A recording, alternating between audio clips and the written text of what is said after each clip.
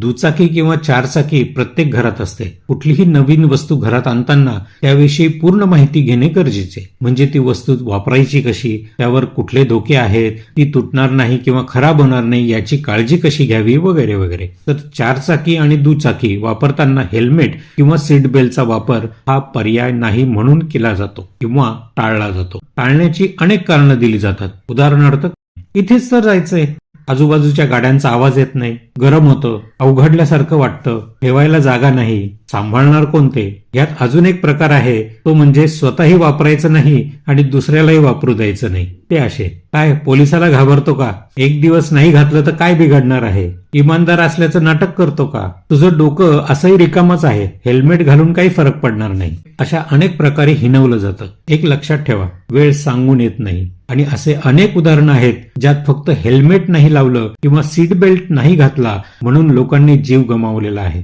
माझ्या पाहण्यात असे अनेक उदाहरणं आहेत ज्यात जवळच जातोय असं सांगून डोक्याला मार लागलेला, फक्त एक दिवस हेल्मेट नाही घातले म्हणून जीव गमवावा लागलेला, आणि सवयच नाही, मी नाही घाबरत पोलिसाला वगैरे सांगून फक्त डोक्याला मार लागला म्हणून जीव गमावलेला. एक ना अनेक. हे सगळं सांगण्यामागचं कारण हे की आपण काय विकत घेतोय आणि त्याचा योग्य वापर काय हे समजल्याशिवाय ती वस्तू विकत न घेणे योग्य. नाहीतर अज्ञानाने आपण नको त्या परिस्थितीला जवळ करतो. बघा, पटतंय का? आणि यापुढे सीट बेल्ट आणि हेल्मेट नक्की लावा.